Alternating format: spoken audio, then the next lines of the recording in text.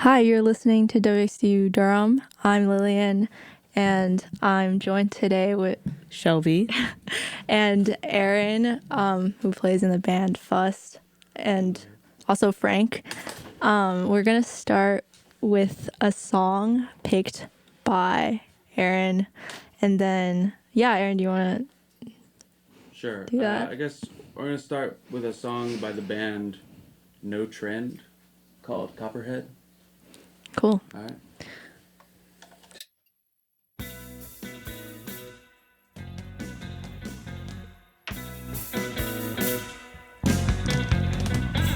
Pickup trucks and dusty parking lots. Neon signs and a waitress named Betty. 2 plays for a quarter and another slice of pie.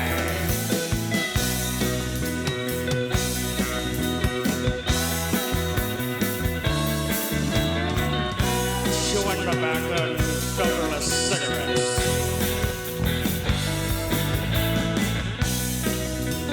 Crowbars and flat tires, old hubcaps and broken beer bottles. Coffee percolators and stares from strangers.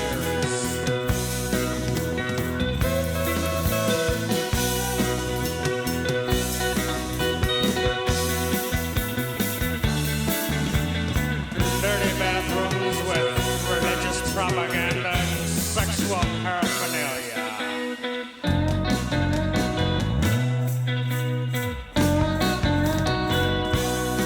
Dirty bathrooms with religious propaganda and sexual paraphernalia. Elvis memorabilia, hitchhikers and drifters, and psychopathic killers and runaway daughters. Cowboy boots and crew cuts, diesel exhaust and pinball machines. Diesel exhaust and pinball machines.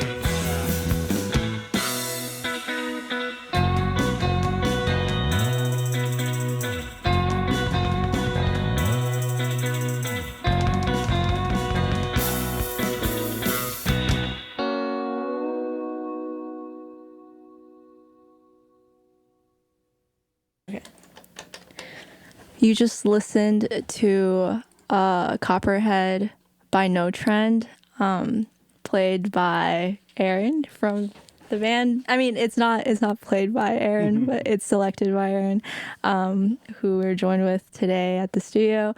Do you want to introduce yourself and briefly talk about why you picked that song? Sure. Yeah, my name is Aaron Dowdy, and I'm songwriter, band leader for this band FUST that's based here in Durham, North Carolina. And I'm also joined by... You want to introduce yourself? Yeah, my name is Frank Meadows, and I play keyboards and other instruments in FUST. Aaron and I have been making music together for a long time. And No Trend was part of like the kind of hardcore scene in Maryland, and then this was from their third record called Tritonian Nash Vegas Polyester Complex from 1986, and I like it because it kind of has this backing and kind of harsh or undigestible kind of music, but with really kind of messy themes, and it feels like it comes from that sort of that hardcore tradition, but then almost sounds like country music, using pedal steel and Americana themes. I really like this record also because apparently the underground at the time hated it, and legend has it that like they would get a lot of record stores would give refunds to this record for this record because people just hated it so much. They were just and I think that's like is one of these things over time, like something that doesn't necessarily fit, especially coming out of underground music, like something that doesn't necessarily fit the general mood becomes permissible way later or fashionable decades later. And I don't know. This is a song that a lot of people haven't heard, but is extremely strange, and yeah. I feel like it's kind of crazy that people would just buy something they didn't know they already liked. I feel like record buying has changed so much now that people are only really buying things that they... The fact that records were cheap enough they could just like, oh, we'll try this, and then they wanted a refund later. That's pretty crazy. Yeah, especially when an artist that you kind of, that's always been pushing limits, like does take a chance and do something different. Whether this is more produced or something, it also sounds really clear. Like at first, like if you're not listening closely, this song would sound like it could be on the radio, just like next to any other kind of like college rock thing going on at the time. But it's just, it has a different attitude. And what year is it? 86. How did you come across the record?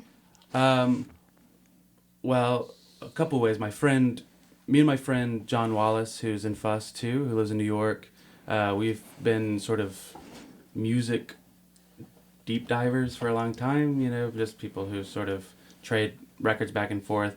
I found this scene kind of, I would say like a strange kind of outsidery music, outsider music thing going on in Maryland,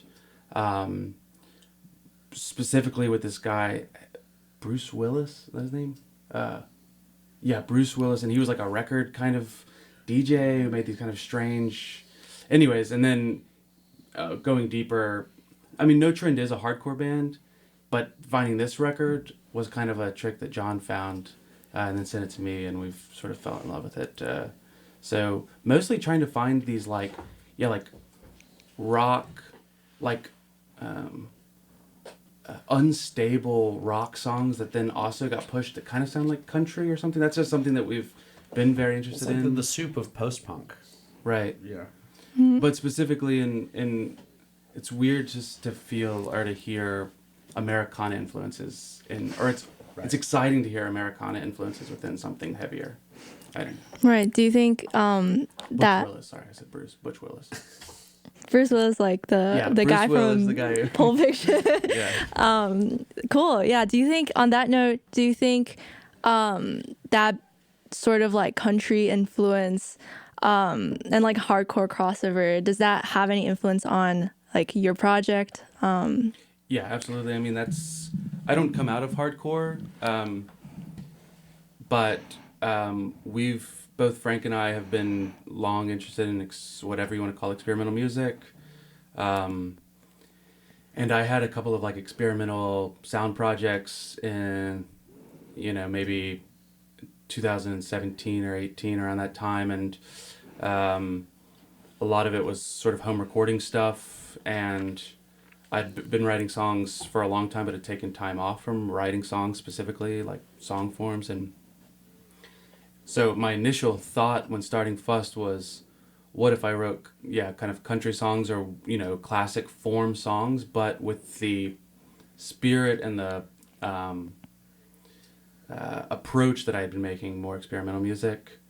And so I recorded a bunch of songs like that, and those got released as like little EPs that then were released last year. Yeah, last year in January on Dear Life Records, called Songs of the Rail. I think you can hear it on those, like a certain experimental or poor sound quality kind of that does a lot of manipulation, but if you're not paying attention, you might also just hear a normal song. So that's sort of where we started from, was that kind of the oddity, or the maybe, I'm not sure if it is like interesting or new or anything, but it's just of hearing something that could be construed as like a country song with degradation, like surrounded by a kind of degraded, especially when country music has always been, especially since the 80s, even earlier, a pristine, music marked by a kind of pristine recording. So yeah, that's, and though we've gotten a little bit further away from that, that's sort of where our roots are, definitely. And I definitely came up a little bit in the hardcore scene in Raleigh.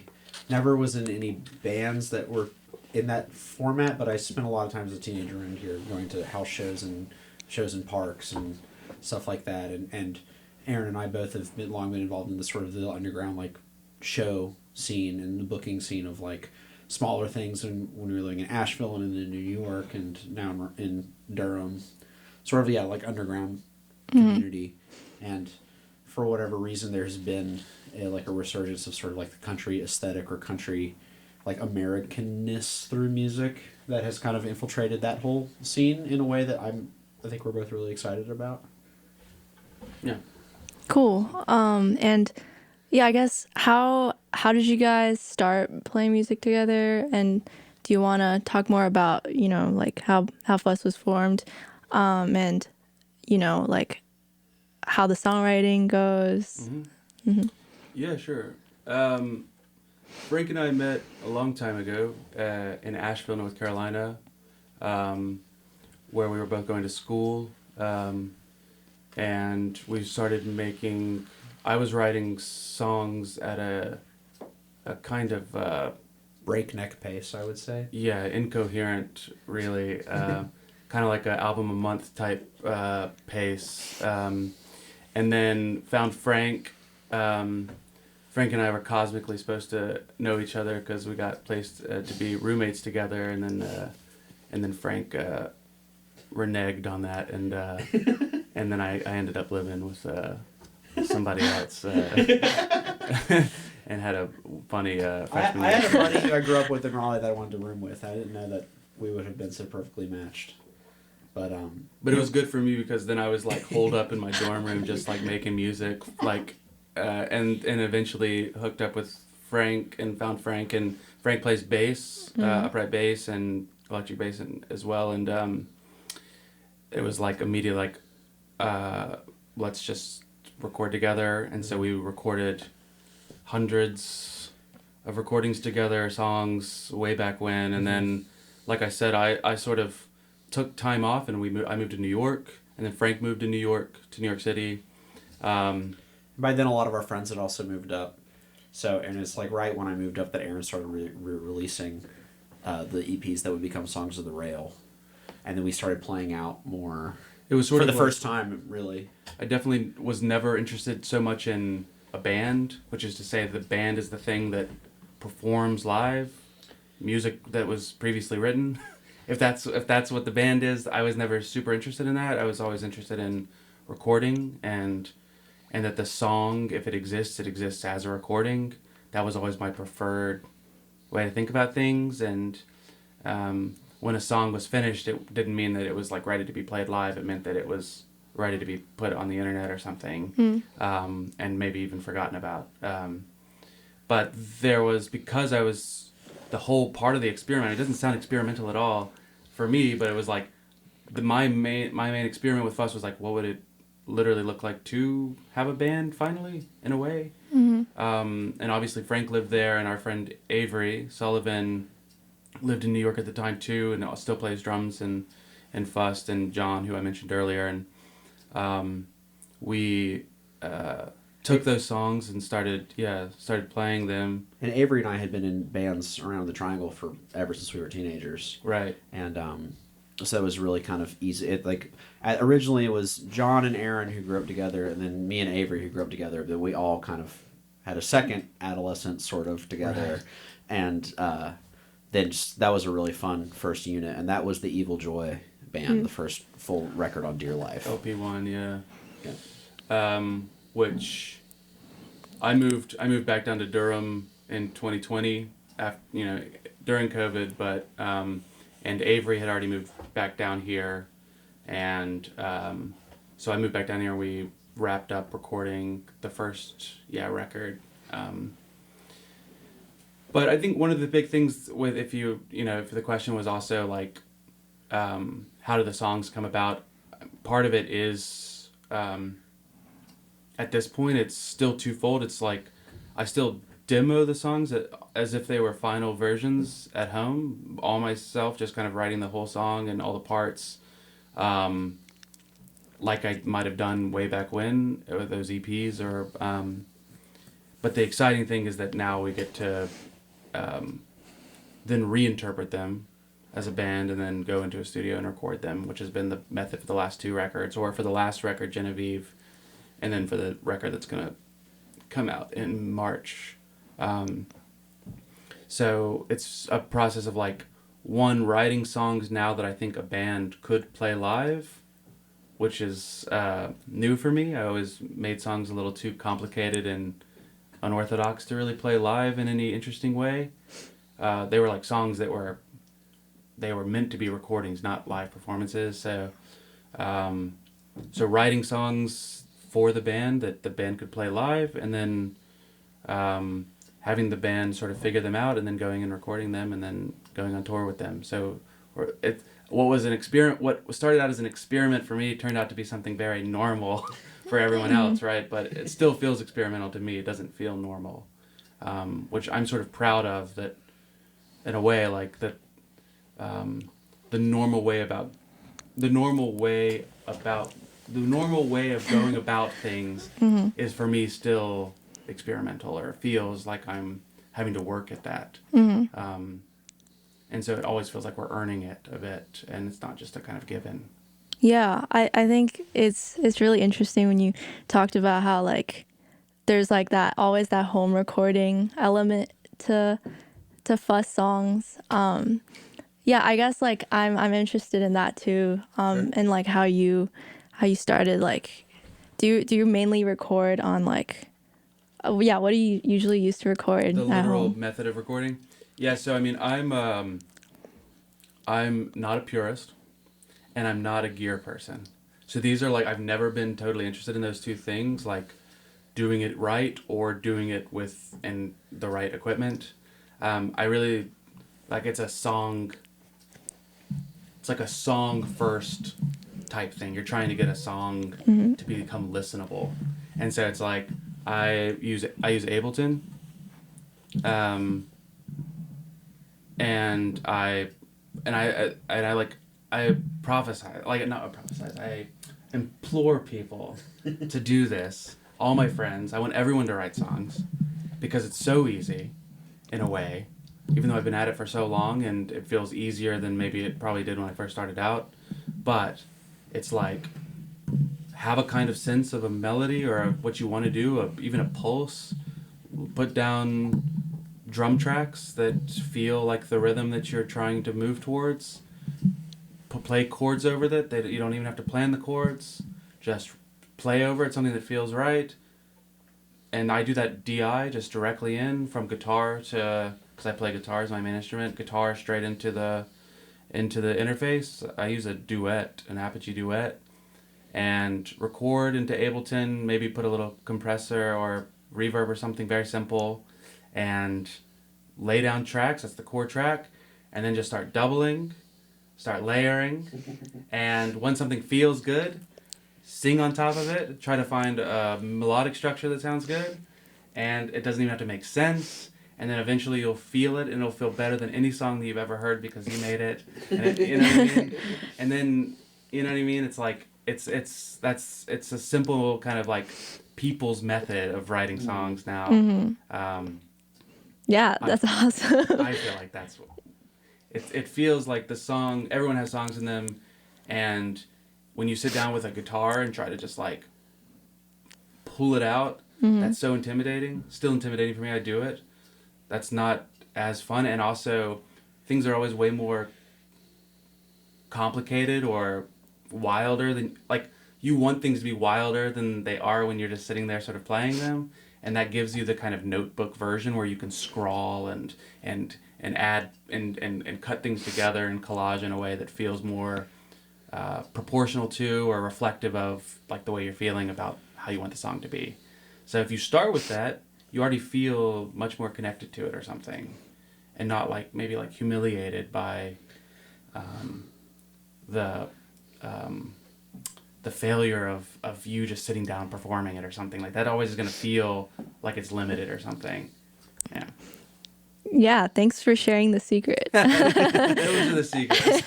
Everyone who's listening should go try something out now. Please go write Everyone songs. has a song in them. I think you need to write a book. It's like our friend Matt, his dad's a contractor. He literally wrote the book on working alone, and it's this amazing book about just like him on a ladder with like a 2x4 by himself, about how to like build buildings by yourself. Whoa. I feel like this is starting to be more of a, like, the zeitgeist totally become like totally home recording now, which is crazy. Back when I first met Aaron, he was demoing his music in his dorm. It was still early days of Bandcamp, but now it's like Bandcamp's so ubiquitous, or that approach of just doing things in the box. It's also incredibly normalized, like we had a friend who helped assist. You have questions? We had a friend who helped assist on the record who's now studying at Berkeley in Boston. Yeah. And I learned that their major, friend Cameron, shout out. Yeah. Their major is home recording. Like, home recording is like a major at music, at prestigious music schools now. So, and it's like, I guess, like, obviously, like Billie Eilish or something where, like, you could have, like, a Grammy Award-winning record that's done at home. It's like, at that point, it's like, yes, there is the old guard, but, like, sometimes even the things we hear, like, we anticipate things sounding like are just home recordings. We were talking. We've been recording with this guy Alex Farah, who helps run a studio in Asheville called Drop of Sun, where we record, and we also went to school with Alex. But he was like saying how like the number one reference for when people come into the studio, they're like, they got the money, they pay the thing. It's like you go in and it's got all this nice stuff, and they're like, hey, what do you want? What do you want it to sound like? And they're like, I want it to sound like Alex G. It's like, yeah, well, go home. Go in your bedroom then, and get a mic, and that's it, and experiment with it until it sounds like what you want. Because, like, what I'm saying is, like, people's, like, desire now is not the studio. It is, like, maybe even, like, the earnest version of it sounds like home recording. There is something, though, when you're out of your bedroom environment and get to a place like Drop of Sun or another studio. I think that's how studios that are working well now kind of have geared towards that. It's like they prioritize the way they decorate it and the way they create the like whole vibe and experience. Because it's basically, I mean, they basically set up, in my mind, it's like there are home recording studio setups that could be as good as that if you just have the money. But if it's the right people, like the right people being in the producer role, or like having like our friend Allie at Betty's in the Sylvanessa studio, just kind of creating an environment or like people that you want to work with. Right. Yeah. Yeah. Okay, yeah. No, totally. Also, I was going to say, it seems like you guys went to like a stacked school where everyone made music. And we went to UNC Asheville. Oh, okay. Which was, at the time, there was a really nice crop of people. Justin Morris, who played in our band, who plays in our band, also plays in Sluice. Oh. Sluice. We were all in school together. Wow. Yeah, and Allie was Allie there. Rogers, who's the head engineer at Betty's studio. And Tashi Dorji, Oh, who has no played way. here a bunch. I mean, he doesn't like to advertise this, but I did meet him in college, and he was in the music department for a while, and so there was a time where he was around, and like everyone was making recordings in the UNCA studio that were like Tashi drinking the strongest red tea. mate. It was like mate that was like coming out in chunks, and he just had this big dreadlocks. We're like, who's this punk? Who's this punk? Who's just like here? And it was a cool little crop of time where people were coming through UNCA. Yeah, Tashi Dorji plays at Coffee House a lot. Oh, yeah. And they're awesome. Do you want to play maybe the FUST single now? Sure. We can finally get to hear it. Sure, let's play it.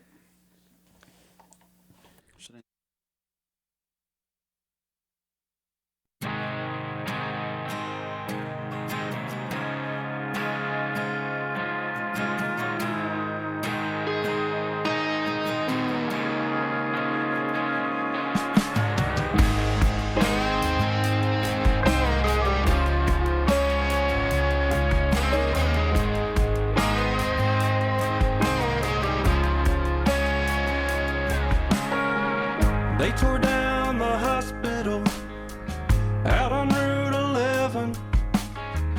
I'm not sure what happened. It seems like repossession, and I'm not one to try to get all the way to heaven, but I can't even visit the last place it was relevant. Now I can't even visit the last room I may have been in it. So give my love to Amy, give my love to Kevin. Well, they tore down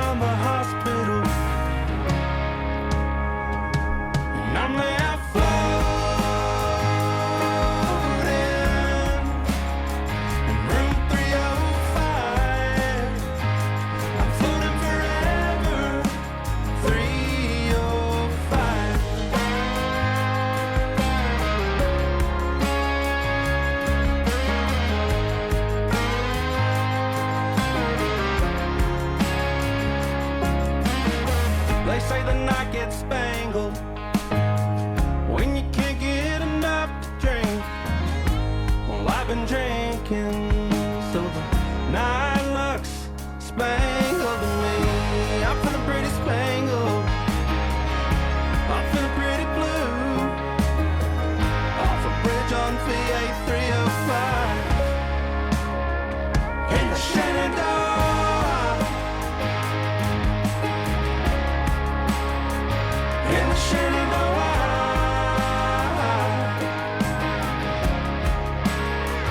Up in that North Country blue.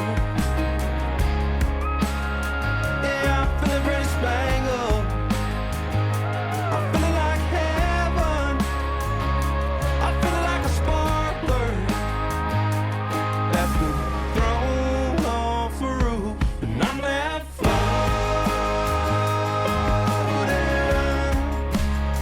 off the A305. I'm floating forever, 305.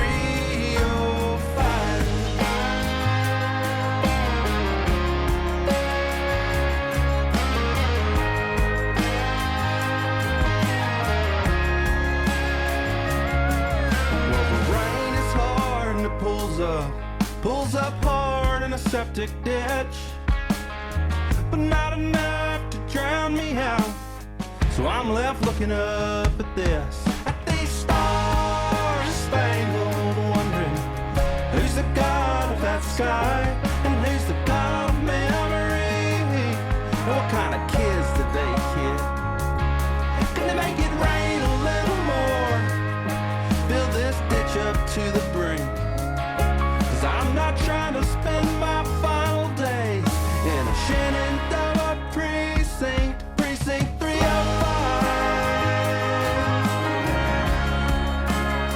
Off the A305, I'm floating forever, 305.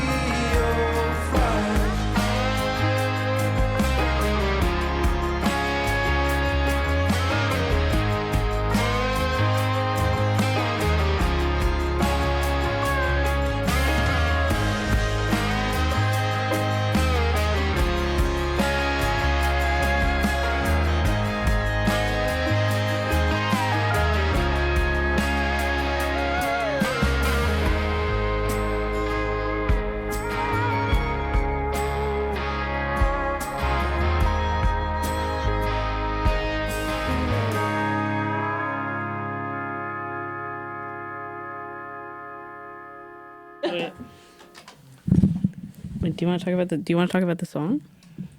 Oh, I could just briefly introduce it. It's called Spangled, and it's the first single off of the record we're putting out on March 7th on Dear Life Records, called Big Ugly, and yeah, so that's the song. I'm glad it's out there in the world.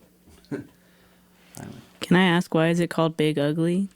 Yeah, the album's called Big Ugly because that is, for a number of reasons.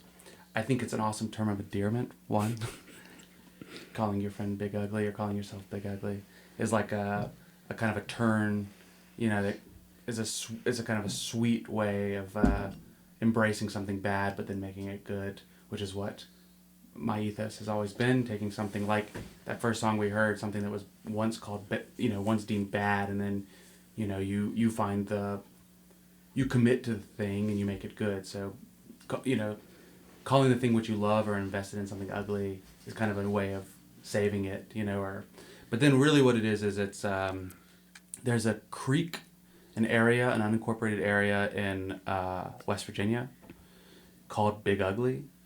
It's the Big Ugly Creek, and it's off the Gynot River, which is where my family is from, my dad's side of the family. We're all from West Virginia, and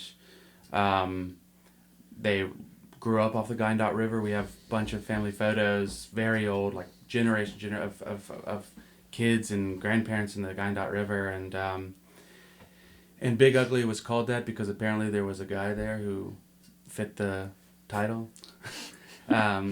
and Just like a big ugly guy. big who ugly did this guy, creep. and they were like, "Oh, that area, that don't go up to Big Ugly." Or dude, that's just like where Or you'll find him. That's where you'll find Big Ugly. Yeah. But yeah, and then so I wanted to kind of that area sort of is the kind of fictional backdrop of the songs on the record. So giving it a place name gave me like the freedom to kind of, because I write a lot of characters in my songs. So giving it naming it after a place also allowed me to kind of imagine all of the characters, disparate characters, and different stories and narratives within the album to take place in this place, at once fictional and and real, a real place that's important to sort of my family, and but also fictional because all the stories I've sort of come up with them as a kind of reimagination of what I think might, how I think of life there in a fictional mode or something. Yeah. But, yeah, that's why I called it Big Ugly. Cool. Wait, what was the song called again? Spangled. Spangled. Yeah. And I'm really curious about the lyrics aspect of your songwriting. Could you talk more about what that song was about? Yeah. Yeah.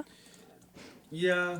I mean, that song's honestly a bit esoteric. Like, for like a lead single from a record or something, it's a bit strange. I think that if you paid attention to it, you would follow some narrative thread.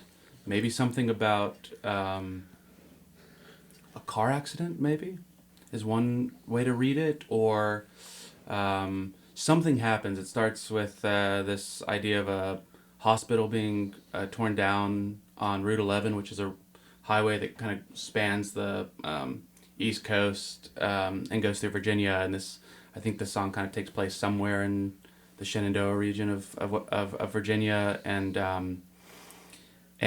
yeah, this character protagonist kind of sees this hospital being torn down, or saw that the hospital was torn down, and that sort of sends the character off on this kind of imaginative, either destructive bent, or reminds the person of a destructive period in their life that led them to be in that hospital. And it's sort of about trauma and the way that they say this about ghosts, that ghosts linger after where they had their highest traumatic experience.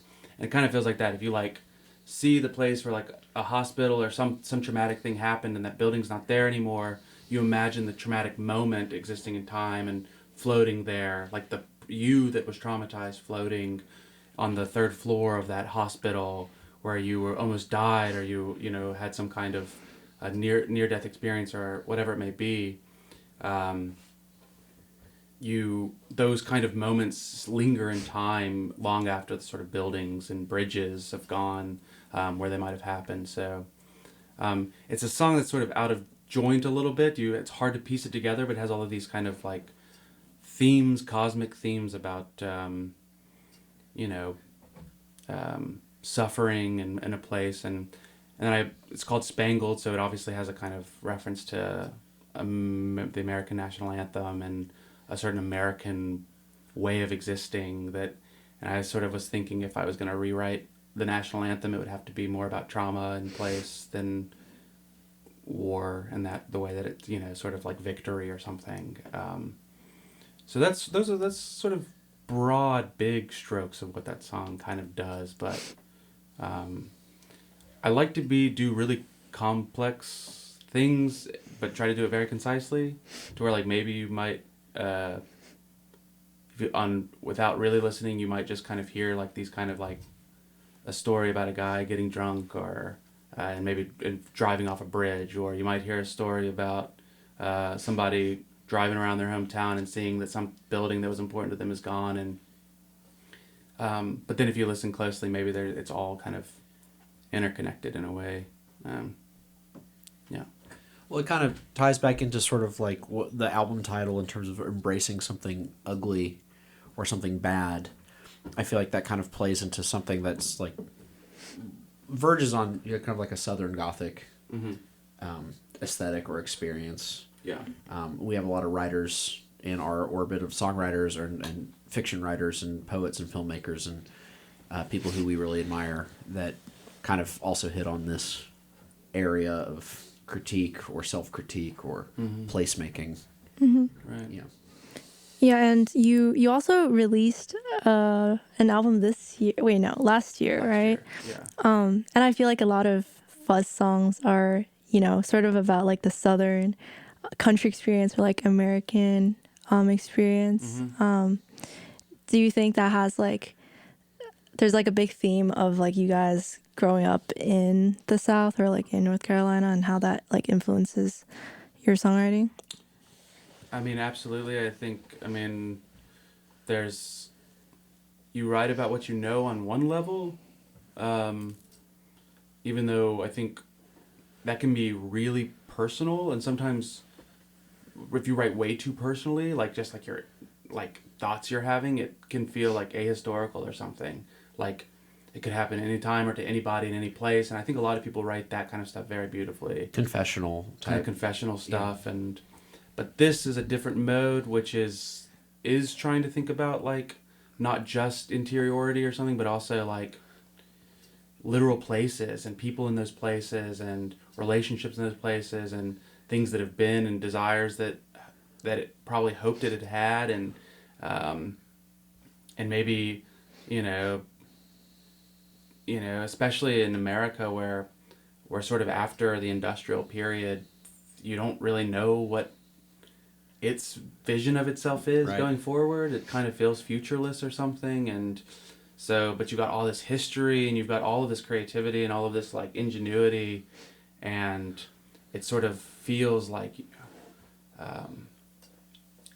don't know, like it's stuck, it's stagnating, and to write those stories I think is really important. So looking back to the kind of upbringing I had in the South, and I think also thinking about my friends and thinking about everybody and embracing very specifically what it is that we come from, but trying to update it and remember promises lingering within all the bad stuff about Southern experience, but then try to remember all the kind of like good community possibilities that are lingering there, and Loyalty to place. Also. Loyalty to place is a big thing in the South, and Yeah, I mean the Triangle area is a big location for a lot of us in our lives, but also the mountains of Western North Carolina and Virginia. I mean that's Aaron's upbringing is in southwestern Virginia, sort of like on the triangulating. He's from Bristol, which is sort of triangulates North Carolina, Tennessee, and Virginia, and is where the Carter family recorded, or there were a lot of like early sessions that kind of defined what country music is. That happened in Aaron's hometown, and I do think for a lot of us, we've all had ties and connections to like the Asheville area, and to the mountains in general, and even those of us who have had experience in the central part of the state, understanding that its own kind of post-industrial hang-ups, the way the Triangle's been since the 90s in central North Carolina, and its relationship to tech and to its history as a farmland. right. They're all kind of... But I think the mountains are a good lens through which... Because it is really its own region, in my mind. I mean, nothing's off limit as in terms of like content, like for like how to think about the South. Like, Right. I love Southern literature.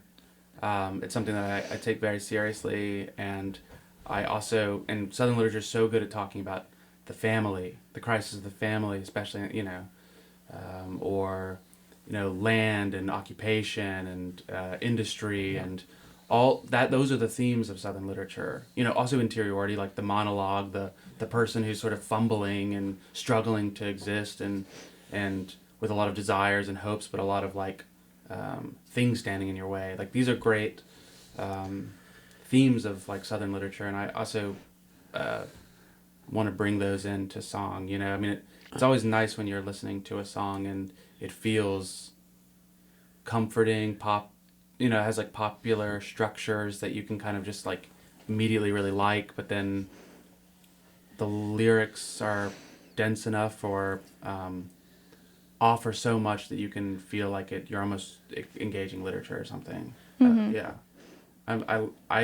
like that kind of thing, or a kind of lyrical density. And dealing with like vacancy and like negative space and loss and memory and things, I think are always... I think that's like we try and, in terms of how the band performs this music, try to think about spaces where the music can kind of breathe after the lyric. I think more clearly in Aaron's writing now than ever, there's been just like a sense of like words can kind of hang and they can be sort of minimal in the like very directly conveyed images and very like memorable bits of word. Yeah. Yeah, I definitely really like that sort of like bittersweet feeling. And speaking of that, I think we're gonna go into music break. I picked this band called Lud, who's from Chapel Hill, and Cool. they kind of really remind me of what you were talking about, and they write a lot about like living in North Carolina and stuff like that. So yeah, this next song is called The Great Liberators from the album Yellow House. When is this from? This is from, I think this is a re-release that was released in 2019, but I think it came out in the 90s. Cool. I don't know which year, Blood. but yeah, they're awesome. I love them. Yeah. Okay.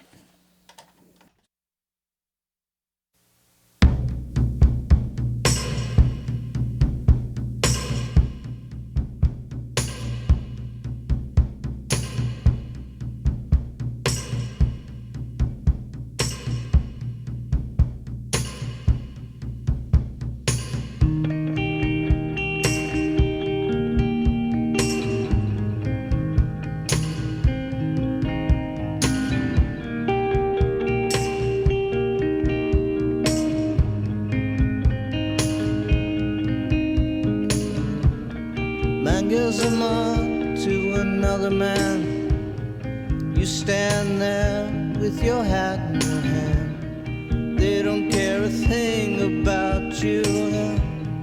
They don't care a thing about you. Or you. You or you. Or you. You or you.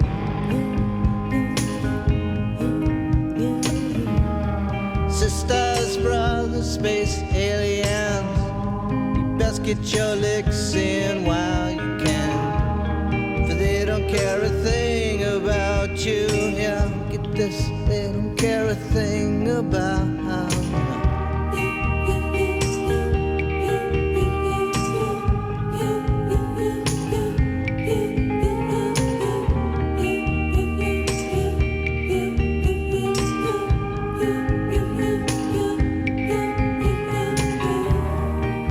Well, I'm just sitting here wishing for a little peace in the world.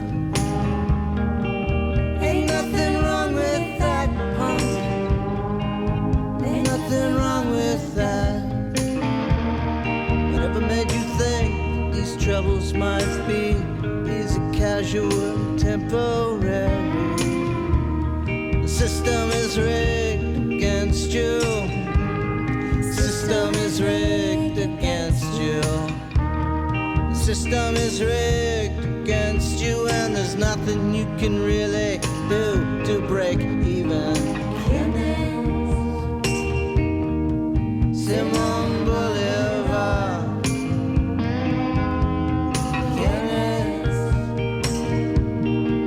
Simon Bolivar.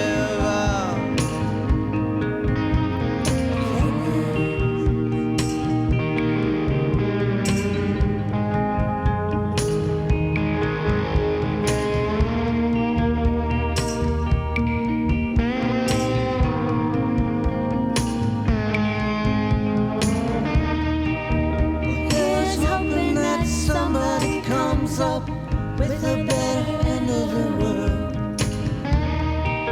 One that's a little more peaceful and not so hard on the girl. Simon Bolivar.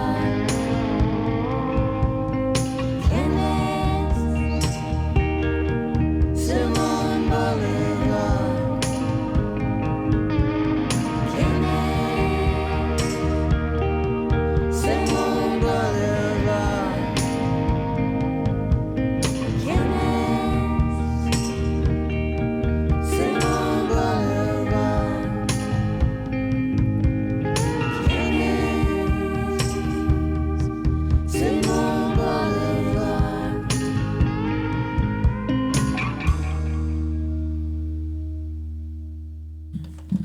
Hello, welcome back to WXDU Durham.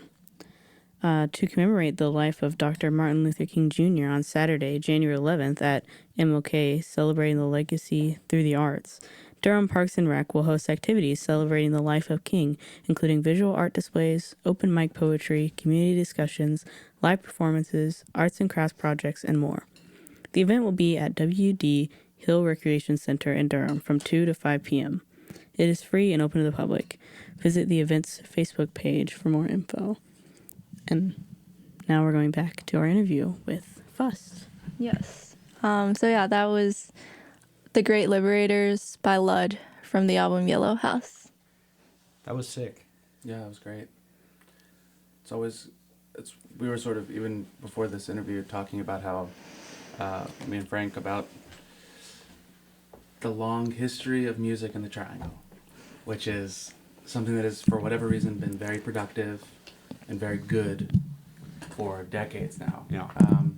Not only Merge Records and a number of record labels here, but bands just seem to gravitate to this area. I don't know what it is. So it's always good, even to find one that I haven't heard yet, to feel like you're a part of something bigger than just your project or something, right? And they're reuniting. You said this band Ludd had stuff in the 90s, and they just they reissued, and you got to play a show with them.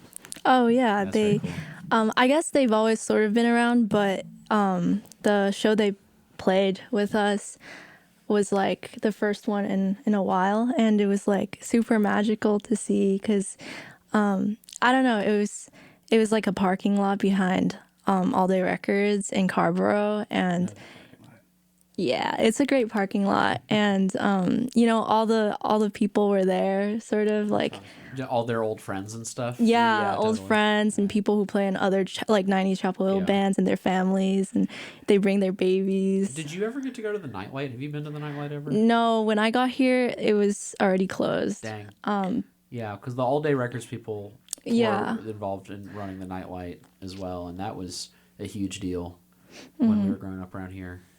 That lasted for like 20 years, which is crazy.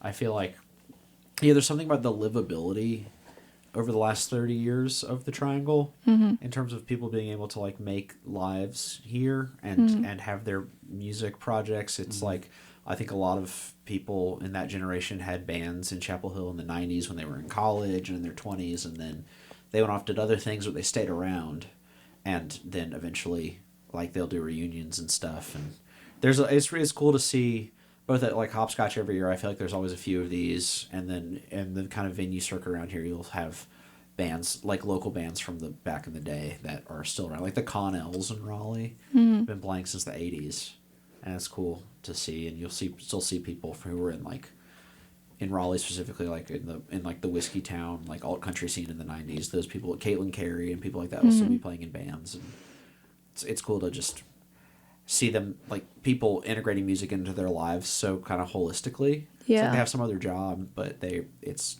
being part of a local scene is like part of your life. Yeah. No, totally. I saw recently that, the DVs are still on tour. I saw the DVs at the Rialto before Hopscotch this year. Oh, awesome. How was the that? DVs and Kate Rudy. And I worked for Hopscotch for a long time. And one of the first block parties I worked for them was Chris Stamey from the DBs. And that was a cool thing to see. Just like, oh. Well, I didn't really understand it at the time, but now I understand. Having lived in New York for a long time and kind of understanding like what has come out of North Carolina historically that resonates with people outside the state. DBs are definitely one of them. Yeah. Because they had a kind of a Jersey connection too. And Power pop too, though, just transcends. Yeah. Well, yeah, there's a lot of REM connection from back in the day. This guy Mitch Easter, who a few of us have all recorded for an alley, like apprenticed, basically at his studio in Kernersville, and he recorded all the early REM and like that kind of southern jangle pop stuff. Yeah. Yeah, totally. I think, my friends and I are always talking about what it is about like the Triangle that like spawns so much great music. What have you come to think? I don't know. I think it's like partly I think what Frank was talking about, like it's cheap Yeah. to live, Yeah. at least in the 90s. Yeah. So like people sort of like slacked around and made music and like made their own like home recordings and releases. Yeah. But I also think maybe it's partly because of like college radio. Totally.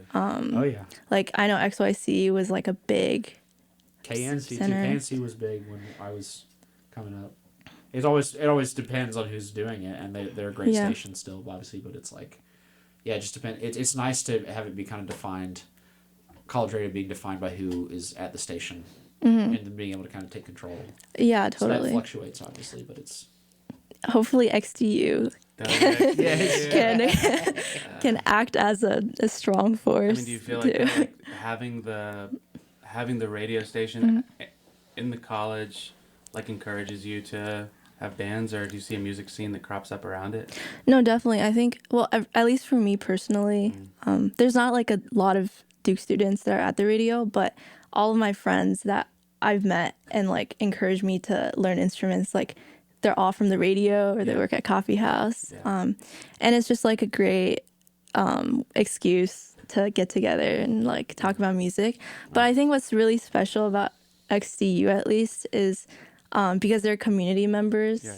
that have been around for like decades. like Dan Ruccio was one of them. There was like in a Crow Meet Bob used to have a show. And Oh yeah.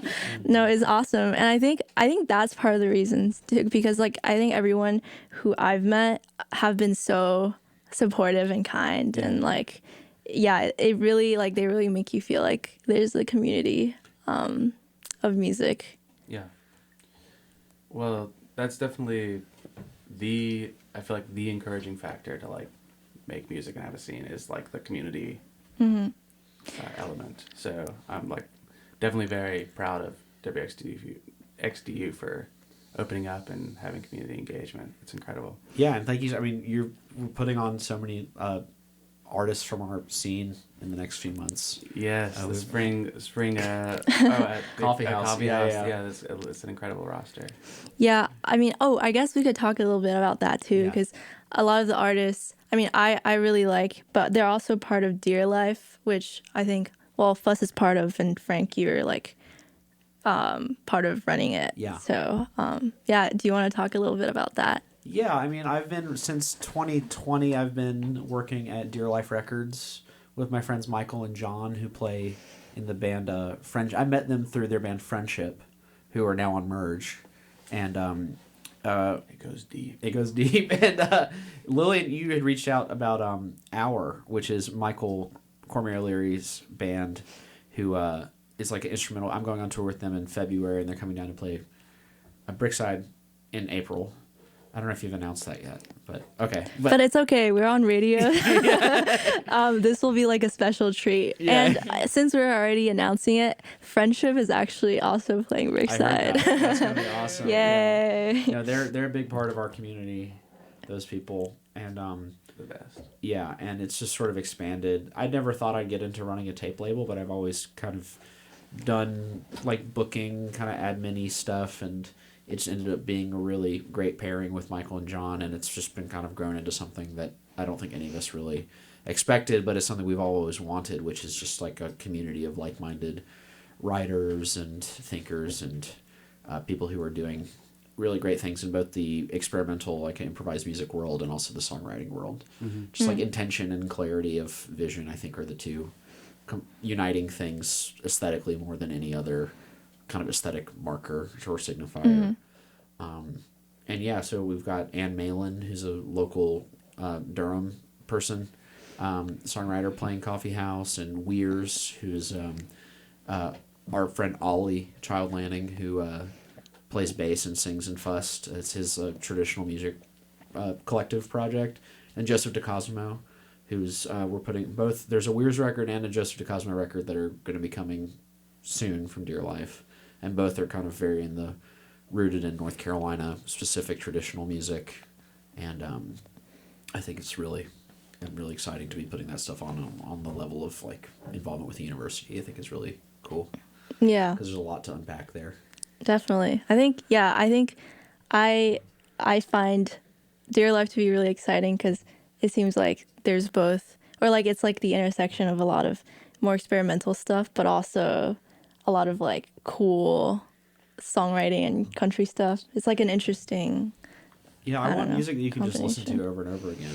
Yeah. It's whether or not there are words to that, or whether or not it's like digestible, palatable, melodically. If it just has something that draws you to repeat listens, then that's what we try and put out. Yeah, Michael Cormier, O'Leary, John, Frank, all great listeners first and foremost, right? Like, obviously the history of tape labels is awesome, and then they've gotten into putting out other formats, but like it comes from a DIY community, but like they're such deep listeners that they really care about the putting out things that are like in the mess of all the things that can come out or do come out in a given year, in a given cycle, like things they really find precious, and you really get that with it's a very curated and Well, the dream is an artist-run label, and I think Right. there are folks we look up to like Merge and Oriental Records, and people who are labels that are run by working musicians, and I think that trying to turn the label into as much of like a creative statement collectively as possible is the goal, and also make sure that like we have space and time to do music and play music and go on tour with our bands. So. Yeah, definitely. Speaking of that, FUST, I know FUST is playing soon. Do you want to talk a little bit about that? Sure. Well, FUST is going to play tomorrow, Saturday, January 11th at the Poorhouse in Raleigh, and it'll be a 2-band bill. The opener is H.C. McIntyre, who's Heather McIntyre is also an incredible songwriter who lives here in the Triangle. Long-time Triangle music. Long-time yeah. Triangle person, and so 2 sets. Show starts at 9, so kind of a later show, but it'll be really fun, and yeah, We'll have some surprises and a lot of stuff happening. Yeah. It's gonna be good. it'll be a sweet little time. Sweet. Well, look forward to seeing everyone there. We also who's- just who's announced a tour listening. that's in March. The tickets are on sale now today for That's true. tour. End of March through end of April, we'll be going to the upper Midwest and the Northeast and doing a kind of circle around the Northeast like quadrant of the country. Awesome. Yeah. That'll be the album release tour. Album release tour, yeah. That's super exciting. We'll watch out for Big Ugly. Okay, so yeah, thanks for the interview. I had a great time talking, and Yeah, that's great. yeah. So I'll read this PSA, and do you want to end with one of your songs that Sure. you picked? Yeah. Okay, so the Independent Animal Rescue is a nonprofit group in the Triangle that works to provide homes for hundreds of unwanted cats and dogs each year. IAR is run primarily by committed individuals from the community who volunteer their time to help homeless animals and to keep our support programs functioning. They're in need of foster parents and volunteers. To learn more about how you can help, visit animalrescue.net. Thank you.